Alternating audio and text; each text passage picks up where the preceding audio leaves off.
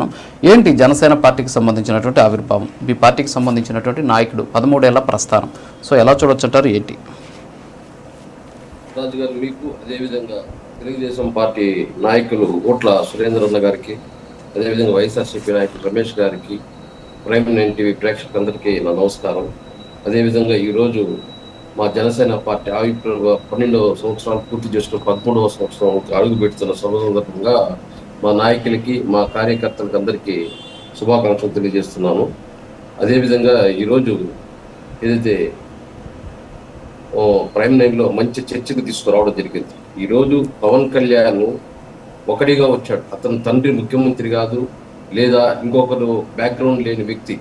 అదేవిధంగా ఏదైతే పవన్ కళ్యాణ్ గారు అన్న పిఆర్పి గారి పార్టీ పెట్టి ఫెయిల్యూర్ కూడా అవ్వడం జరిగింది. అలాంటి వ్యక్తి ఈరోజు అలాంటి కుటుంబంలో నుంచి వచ్చిన వ్యక్తి ఈయన ఏం సీరియస్ పాలిటిక్స్ చేస్తారని 12 సంవత్సరాల క్రితము అనేక రాజకీయ పార్టీలు కానీ ప్రజల్లో కానీ చర్చ జరిగింది. పవన్ కళ్యాణ్ తన అన్నే ఏదైతే చిరంజీవి గారు పిఆర్పి పార్టీ పెట్టి ఆ పార్టీని కాంగ్రెస్ పార్టీలోకి విలీనం చేసేసాడు.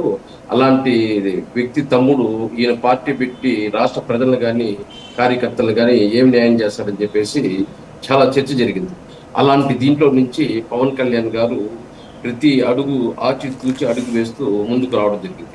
ఇక్కడ తెలుగుదేశం పార్టీ కానీ అదేవిధంగా ఏదైతే వైఎస్ఆర్సీపీ బలమైన కార్యవర్గం ఉంది. ఎలా వచ్చిందంటే తన తండ్రి ముఖ్యమంత్రి జగన్మోహన్ రెడ్డి గారి తండ్రి ముఖ్యమంత్రి, అదేవిధంగా కాంగ్రెస్ లో అనేక సంవత్సరాలుగా పనిచేశాడు. ఈరోజు జగన్మోహన్ రెడ్డి గారి పార్టీ పెడితే అందరూ జగన్మోహన్ రెడ్డి వెనకాల కాంగ్రెస్ పార్టీ మొత్తం నడిచి వచ్చేసింది. అదేవిధంగా తెలుగుదేశం పార్టీ కూడా కాంగ్రెస్ పార్టీకి వ్యతిరేకంగా పుట్టింది. ఆ రోజు ఎన్టీ రామారావు గారు ఏదైతే ఆ పార్టీకి వ్యవస్థాపకుడు, ఆ పార్టీని బలం ఏర్పరచుకుంటూ ఈ స్థాయికి చంద్రబాబు నాయుడు గారు కూడా తీసుకురావడం జరిగింది. ఈరోజు ఎవరి సపోర్ట్ లేకుండా పవన్ కళ్యాణ్ ఏదైతే అధికారంలో ఉండేవాళ్ళు పవన్ కళ్యాణ్ విమర్శించడం జరిగింది. నువ్వు ఒక్క సీటు కూడా గెలవలేవు, నువ్వేం పార్టీ నడుపుతావు, నీకు ఒక్క కాన్ఫిడెన్స్ లేదని చెప్పేసి పదే పదే విమర్శిస్తూ వచ్చినా కూడా ఈరోజు రాష్ట్రంలోను కేంద్రంలోను పవన్ కళ్యాణ్ వల్లే ప్రభుత్వం అధికారం వచ్చిందని ఈరోజు చిన్నపిల్లాడే చెప్పే పరిస్థితి ఉంది. ఎందుకంటే ఆయన ఆలోచన చేశాడు. ఈరోజు మనకు బ్యాక్ సపోర్ట్ లేదు, ప్రజల్లో మనము నమ్మే పరిస్థితి లేదు, కాబట్టి మనము నిలదొక్కుకోవాలంటే ఖచ్చితంగా ఏదో ఒక పార్టీతో పొత్తు పెట్టుకోవాలి, మనం అధికారంలోకి వచ్చి ప్రజలకు నమ్మకం కలిగించాలని చెప్పే ప్రయత్నంలోనే ఈరోజు పవన్ కళ్యాణ్ గారు ఈరోజు మోడీ గారిని కానీ అదేవిధంగా చంద్రబాబు నాయుడు గారు కానీ రాష్ట్రంలో కేంద్రంలో అధికారంలో తీసుకొని వచ్చి వాళ్ళ వెనకాల ఉండి ఈరోజు ప్రభుత్వాలు నడిపిస్తున్నాడు పవన్ కళ్యాణ్. ఈరోజు రాష్ట్ర ప్రజలకు కూడా పవన్ కళ్యాణ్ పైన నమ్మకం కలిగింది. అదేవిధంగా కార్యకర్తలకు కూడా ఎక్కడ అన్యాయం జరగకుండా ఏదైతే రేషియో ప్రకారం రావాలో వాళ్ళకి అధికారంలో పాల్పంచుకునే ప్రయత్నం ఈరోజు పవన్ కళ్యాణ్ గారు ముందుండి తీసుకురావడం జరుగుతుంది. సరే, ఈరోజు పవన్ కళ్యాణ్ని చాలా మంది తక్కువగా ఆలోచన చేశారు.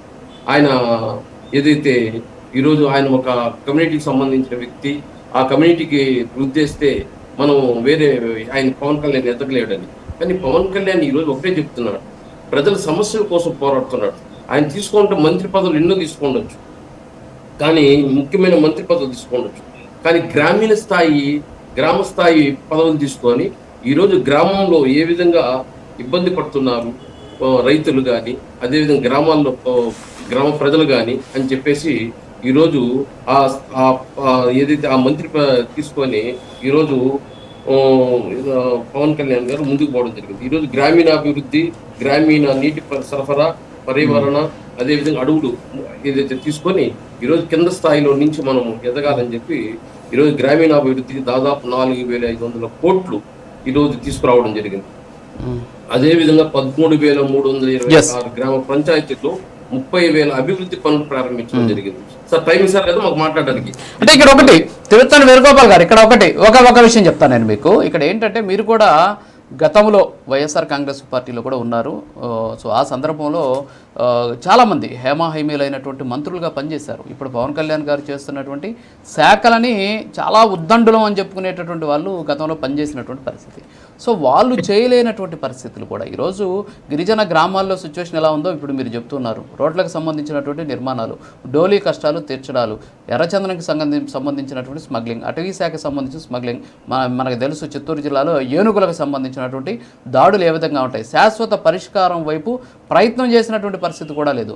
ఈరోజు మనకు తుఫాన్ వస్తుంది, లేకపోతే మీ ఏరియాలో ఉరుములు పిడుగులు పడతాయని చెప్తే వెంటనే 40 నిమిషాల్లో మీ ఏరియాలో ఇలా ఉండబోతుంది వాతావరణం అని చెప్పేసి ఏ విధంగా మెసేజ్ వస్తుంది. అటవీ సమీప గ్రామాల ప్రజలకి మీ ఏరియాలో పలానా దూరంలో ఒక ఏనుగు సంచరిస్తుంది, జాగ్రత్తగా ఉండండి అని చెప్పేసి మెసేజ్ వెళ్ళేటటువంటి ఒక ట్రాకింగ్ సిస్టమ్ను కూడా తీసుకొచ్చినటువంటి పరిస్థితి. సో టెక్నాలజీని కూడా వాడుకుంటూ ముందుకెళ్తున్నారు. అయితే ఉద్దండులు కూడా చేయలేనటువంటివి పవన్ కళ్యాణ్ గారు చేశారు కదా, మరి దీన్ని ఎందుకు అంగీకరించలేకపోతున్నారు కొంతమంది?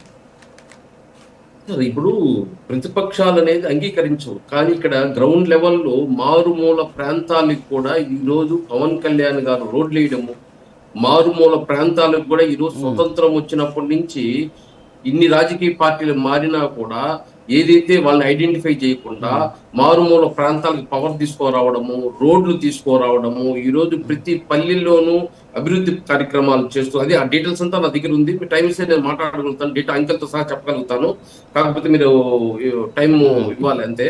ఈ రోజు పవన్ కళ్యాణ్ ఏం చేస్తున్నారంటే ఇక్కడ ఎవరు ఆయన సపోర్ట్ లేదు, బ్యాక్ సపోర్ట్. ఈ రోజు ఏదైతే మా కేంద్రంలో కానీ రాష్ట్రంలో కానీ చంద్రబాబు నాయుడు లాంటి వ్యక్తితో, మోడీ గాంటి లాంటి వ్యక్తితో కూడా నడుస్తూ వాళ్ళ అడుగుజాడల్లో ఈ రోజు ప్రభుత్వాన్ని ఏ విధంగా నడపాలి, ఈ రోజు రాష్ట్ర ప్రజలకు ఏ విధంగా దగ్గర ఉండాలి, వాళ్ళ సమస్యలు ఏంది అని గుర్తించి ఈ రోజు అట్టడుగున పోయేసి మారుమూల ప్రాంతాల్లోకి పోయి అభివృద్ధి చేస్తున్నాడు. అది ఇంతవరకు చరిత్రలో ఏ నాయకుడు పోయి చూసింది లేదు, చేసింది లేదు. అలాంటిది ఈ రోజు ఏదైతే గ్రామ సభలు పెట్టడము కానీ, ఈ రోజు గ్రామాల్లో ఉద్యోగాలు ఇవ్వడం కానీ, గ్రామానికి రోడ్లు వేయడం కానీ, తాగునీటి ప్రాజెక్టులు కానీ, రైతులకు సహాయం చేయడం కానీ, పర్యావరణ పరిరక్షణ కానీ, గ్రామ పరిపాలన మార్పులు కానీ, ఇట్లా రకరకాలు ఈ రోజు కింద స్థాయిలో పోయి ఏదైతే పవన్ కళ్యాణ్ చేయదలుచుకున్నాడో ప్రజలకు దగ్గర అవ్వాలి. ఈ రోజు ఏదైతే ప్రజలు ఏమనుకుంటున్నారంటే ఇతనికి ఒక కాన్ఫిడెన్స్ లేదు, ఇతను ఒక సీరియస్ పాలిటిక్స్ చేయలేదు అనేసి ఏదైతే ప్రతిపక్షాలు, ఏదైతే వేరే రాజకీయ పార్టీలు పవన్ కళ్యాణ్ విమర్శిస్తూ వస్తున్నాయో అది కాదు. పవన్ కళ్యాణ్ సీరియస్ పాలిటిక్స్ చేస్తున్నాడు. పవన్ కళ్యాణ్ ప్రజల దగ్గరికి పోతున్నాడు, అట్టడుగున ప్రజల దగ్గర పోయి కలిసి వాళ్ళ సమస్యలు తెలుసుకుని వాళ్ళ ఏదైతే పరిష్కార మార్గం వెతుకుతున్నాడు. ఈరోజు చూస్తున్నాం పర్యావరణం వల్ల ఫ్యాక్టరీలు అనేది రావాలి, డెవలప్మెంట్ కి ఎకనామికల్ డెవలప్మెంట్ కావాలంటే ఖచ్చితంగా ఫ్యాక్టరీ రావాలి.